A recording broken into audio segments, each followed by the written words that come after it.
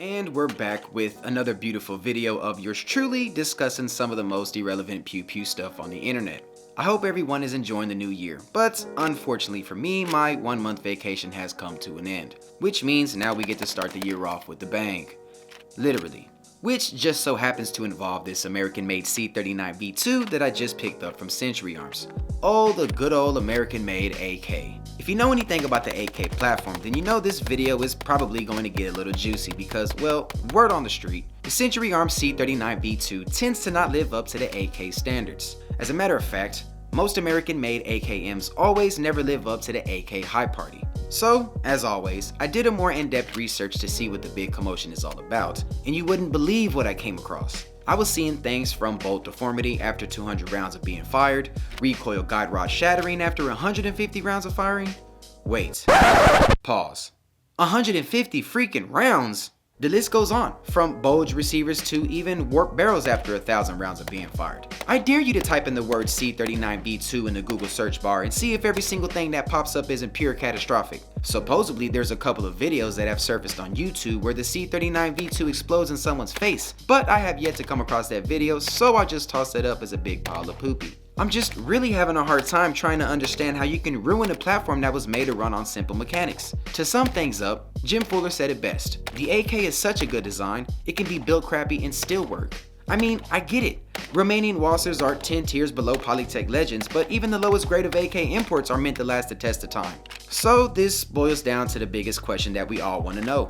How could you ruin God's greatest creation that was made to outlive your grandkids' So now that I've stirred up the pot a bit, it just so happens that I actually have one in my hands as we speak, and oh, what do you know? This video is about me trying to purposely find all of its mechanical errors. I could have gone the old-fashioned Russian purist route and picked up a Saiga, or even a Weber, or perhaps even a Bulgarian Arsenal Sam 7, but then I'd be the only one getting high off my own supply, and none of you guys wouldn't be gaining any value from this. But I've decided to go this route. A route that I figured would be interesting since this is uncharted waters for myself and also you guys.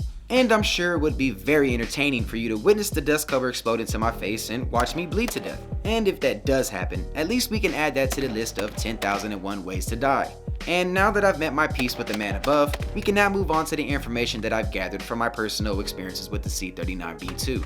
For starters, you can find the MSRP for the V2 from about $700 to as high as $900. The Century Arms C39V2 runs off a milled receiver, meaning that the base part of the gun, which holds everything else together, is cut from a block of 4140 steel. The other option in the AK realm is a stamped receiver, which is made from a thin piece of sheet metal. If you would like to know more about the differences between the two, I'll have a link in the description below. When I first picked up the V2, I was actually shocked with the details on the outside of the rifle. But since this is a Kalashnikov-inspired piece of machinery, beauty pageants are the last thing on the operator's mind. We can leave the cosmetics to the AR-15 owners who shop at Sephora, and also just won backstage passes to the Ariana Grande concert. Before I shot the V2, I took the dust cover off and checked the internals for a quick exam to make sure everything looked good cause, you know, the thought of shrapnel slicing my jugular just doesn't sound too pleasant.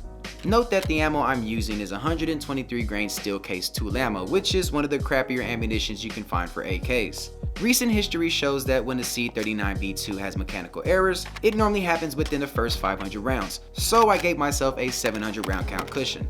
And after running through the first couple of mags, I felt pretty optimistic that today wasn't going to be the day that I was going to meet my maker.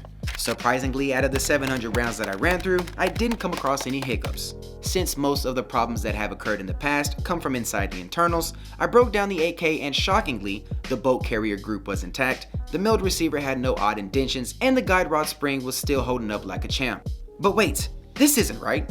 There's gotta be something wrong. This is the infamous C39V2 everyone at Reddit is talking about. How am I even still alive? Maybe I haven't shot it enough. Or maybe, just maybe, I happen to have one of the very few V2s from a good batch and the guys at Century Arms actually did a good job QCing their work. What I can say is that so far the V2 is running flawlessly. One thing that I do want to point out that'll be an important piece moving forward is that I will need a no-go gauge, which is the final process to confirm if the rifle is good to go.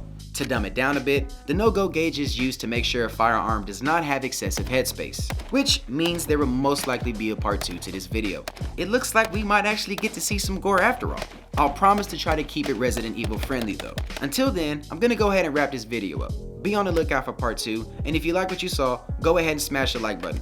To watch more content like this in the future, go ahead and hit the subscribe button and the bell notification icon as well, and I'll see you guys in the next video.